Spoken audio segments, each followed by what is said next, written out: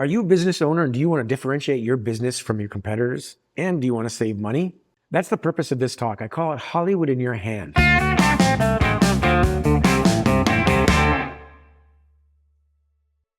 Now, when I normally do this talk, it's a very hands-on kind of an experience. As you can see, I have most of my gear laid out in front of me. And the reason for that is I like to actually pass it around so people can see how small and how compact and how easy things are to use. So that said, you're just going to have to imagine. I'll show you a picture of stuff up close. Let me ask this question to start things off. What's holding you back from making your own videos and commercials? There could be a lot of reasons. Time, budget, gear. In the next 20 minutes, I'm going to show you that everything that you need to make professional looking quality videos and commercials is right in your hand. That's right. With your iPhone or even Android, you can make quality videos. The reason I have all this extra stuff is because if you want to up your game, there are things that you can get that'll improve the quality so much better. And everything that I'm going to talk about fits in your hand, fits in the backpack, and is budget friendly. So before I begin, I want to show you a quick video. Take a look at this.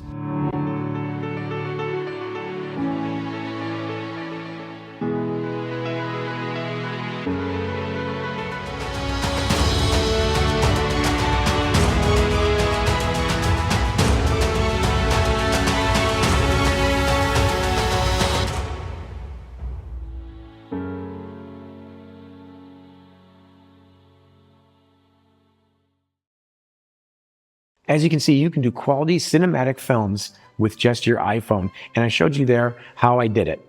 Most small business owners think that when they do a commercial, this is what's going to show up. Today, it's a lot different. Today, I can do everything that this crew did in the past.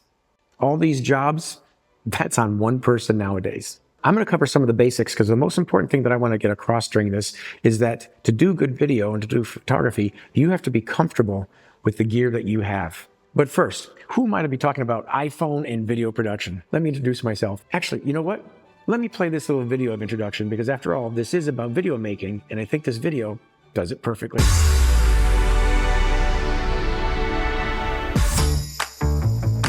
My name's Robert, creative director. I'm at your service. An award-winning Writer, producer / director. need creative.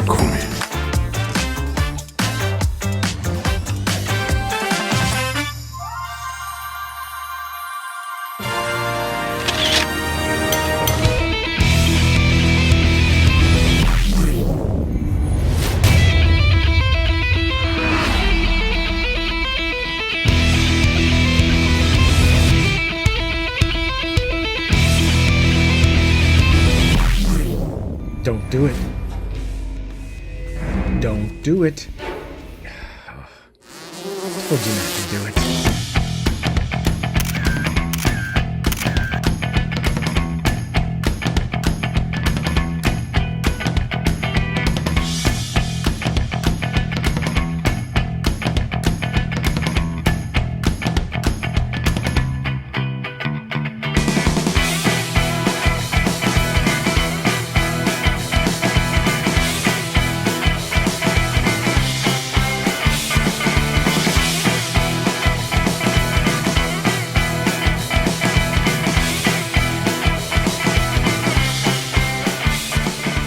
So I've been fortunate enough to work with a lot of clients from Chevrolet to Harley to many more. There's been a few times when I've been on local commercials where the clients have come up to me and they've said, I love your work, but I can't afford to hire you every week to do my videos. And that's what got me thinking, I wonder how many business owners are out there like you who want to do their own videos. So there's a few tips, tricks, and techniques that you can do that you can apply right away. To do your own video, you need to ask yourself a couple simple questions. One, do you have the time? Because video is labor intensive and it does take time. Two, do you have the right equipment? And that's what I want to touch on quickly and briefly.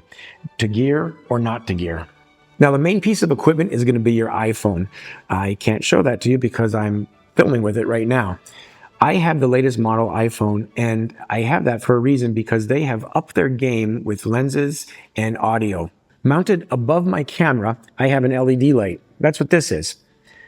This is perfect because it's mobile. This is what it comes like when it's folded. It's mobile and it's an LED light and it runs on a battery. So I have that mounted to my camera rig. Audio. You'll probably notice I have a lavalier on. There's a piece that's attached to the iPhone. This is what it looks like when it comes. I have a couple extra labs right here, so I can do 4 people at a time. The perfect thing about that is it plugs right into the iPhone and it'll give me crisp, clean audio. A few other things that I have. This is a camera rig. I'm going to show a close-up picture of these things. I like to mount my camera on this. This gives a nice, ergonomically correct hold to it, and I have a lot more control and a lot more mobility. There's a variety of different lights that you can use. Besides the light that I showed you before, they have smaller lights that mount on top, different size lights. I have this set up here because this is a DJI gimbal. What's a gimbal? A gimbal helps you to stabilize your shots. So if you're doing action shots, or if you're walking, or if you're doing a walkthrough of your business, it's nice to have a gimbal. Now, this looks very complicated. You don't need this. I have that there for a reason, because that shot that I showed you in the beginning, handheld, and does the same exact thing. So why video? Well, there's lots of reasons. If you're not using video for your business, you have missed the train. Matter of fact, you're not even on the right track. Video has become commonplace. YouTube is owned by Google. It's the second largest search engine behind Google. And think about this. If you were just to put one video up a week for your business, after a year, you'd have 52 videos on your YouTube channel. Google is going to take that information, it's going to search, and it's going to say, this person's an expert in their field. And it's going to automatically and organically put you up. Of course, that's just one of the applications for videos. Today, most people prefer to watch a video than read. But to make your own video, there's a lot of things to think about. For instance, where is your video going to run once you've finished making it? What platform? Is this for your website? Is this for TV, for streaming? Or is this for TikTok? Then, once you figure out where your video is going to run, you have to think about format. There are different formats for different places. Obviously, the format for YouTube, 1920 by 1080, and those numbers just mean the dimensions of the video, is different than what it's going to look like for TikTok. It's different than what it's going to look like for Instagram. So know where your video is going to run. So once you know that, and then you know your sizes, you also have to keep in mind what's called the safe zone. Be aware when you're shooting that you have clear space on each side, above or below, because each platform is different and each platform will have its own buttons or words, and you don't want that getting in the way or blocking. Take a look at this quick example of somebody that I work with who knows exactly where he is at all times on camera and how it's going to look on the platform that he posts. So is the quality of your iPhone going to be professional? Well, I recently shot a documentary that aired on local television in the Milwaukee market. The ratings were solid for the TV station, and it aired over 3 different weekends. And the best part about it all, I shot the entire thing on my iPhone. Okay, so this is one of the interactive parts. I want you to take your phone and go to settings, because there's a certain way that you should have your camera set up. Yes, when it's delivered right out of the box, it is ready to take pictures and video, but the default system that Apple sets up is not always the best for your videos and for pictures. So in settings, here's what I want you to do. Scroll to camera. Set to shoot at 4K at 30 FPS. That's frames per second. Scroll and disable the HDR and the auto FPS. Newer iPhone models have the capability to lock white balance. Do that. Then select most compatible. I need you to turn on the grid and the level in composition. The reason for this is because this is going to help you take better pictures and better video. I'm going to get to that in a few minutes.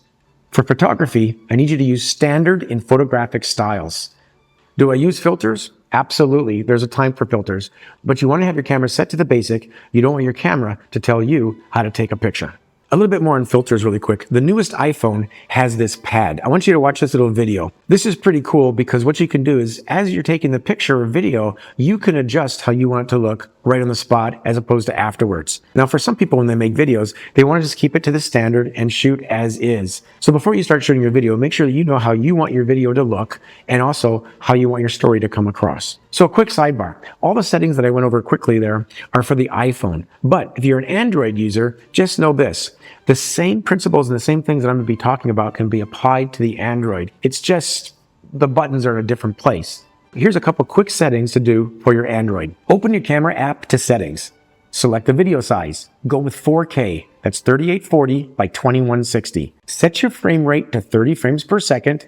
Disable the HDR video. and enable the video stabilization and grid mode. Settings are going to vary, of course, depending on your Android model. But did you notice one thing? Pretty much the settings were the same thing that I talked about when I was talking about the iPhone settings. To me, it's once you know your gear, it's the eye that counts. Quick story. There's a photographer that took a Pulitzer Prize winning photograph from a shoebox. All she did was expose the film in the shoebox and she won a Pulitzer Prize for it. So that shows you right there, it does not matter what the gear is, it matters what the eye is behind. So you're going to have people that are going to tell you the Nikon's better than the Canon, the Android's better than the Apple. But I'm here to tell you, it's your eye and it's how you see things. I had mentioned earlier to set your phone settings to grid and level. The reason for this is going to help you take your pictures. Have you ever been on vacation and you ask somebody to take a picture of you? And when you look at it, there's all this space above your head and you're wondering, what were they looking at? Utilizing the grid will help. Well, it'll help you, but I'm not sure if it'll help that stranger because I'm going to show you how to use the rule of thirds. When you have the grid on, it divides your screen into 9 different sections. Where the lines intersect is where you want to place your subject. Now, it doesn't have to be exactly where the lines intersect, but you do want to sort of frame it a little bit to either one of those positions. The reason for this is more aesthetically pleasing to the eye. Take a look at a couple of these pictures that I've taken of my dog, Loki. Now, I wanted to have him with the driveway behind. I wanted his face to be looking a certain way, but I wanted the eye to follow the driveway to the dog and out, and I wanted my dog to be in a certain position. So you can see here by the grid and the way the lines are that I'm directing the people to look where I want them to look. And the reason for the horizontal line is to keep your horizon flat. If you can't see the horizon, this helps you keep your image stable. Now, of course, you can fix it in editing, but it sure does look better if you do it while you're taking the picture. So here's another moment of hands-on. Take your phone, and I want you to look at it closely. When you're taking a picture, you'll notice that if you tap on the screen, you get a little sun icon. Scroll up the sun icon, either up or down, you'll notice that it adjusts the light, the exposure. This is where you can use the exposure to either brighten or darken your picture. The great thing about this feature as well, you can lock your autofocus. So if you have a subject up close or something between you and the subject and your camera keeps autofocusing, you can lock the image in on your subject and it'll stay focused on that object or person. Here's a couple quick video settings as well. For the most part, they're very similar to the photography settings with a few different changes. Because of course with video, you have frame rate. Okay, you have your gear and you're comfortable with your camera. All the settings are correct. So you're ready to go out, take some video and some pictures, right? Yeah, not so fast. Before you do that, you want to do something called pre-production. What's that? It's a fancy word for planning. If you're going to be making your own commercials, you want to make sure that you can get your story across, because don't forget, there's a certain time limit that you have for commercials. If you're doing OTT for streaming, 15 seconds, 30 seconds, you can't go over. You can't do 16 seconds and you can't do 14. It has to be exact. When you're doing things for social media, Facebook, Instagram, TikTok, you have a little bit more leeway and you don't have to be as precise with your time. So if you find yourself having to be precise because you're making a commercial that's going to go either on your website or it's going to go towards streaming or television, then the best thing to do is to work on your pre-production. And you want to start that with a storyboard. Here's a couple samples of some of the storyboards that I use. Then once you have the storyboard all worked out and you know your story, you want to have a shot list. So I had to do a quick video of this coffee shop, 15 seconds. Before I even started filming, I worked out the shots that I wanted to on my shot list. Here's a shot list with the video images that I want to get. Now, let's put that into motion. Here's what the actual video looks like.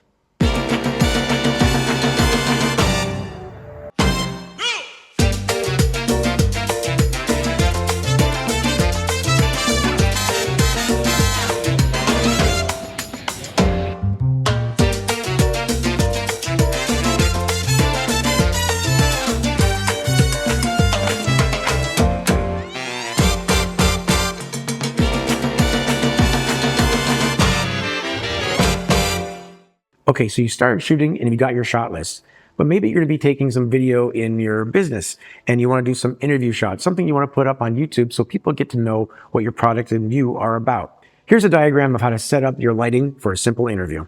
Of course, there are so many other factors that go into making a video, and I'm just touching on some of the points, but I want you to also be aware of this. When you're directing people that are on camera, you want to make sure that they're looking in the right place.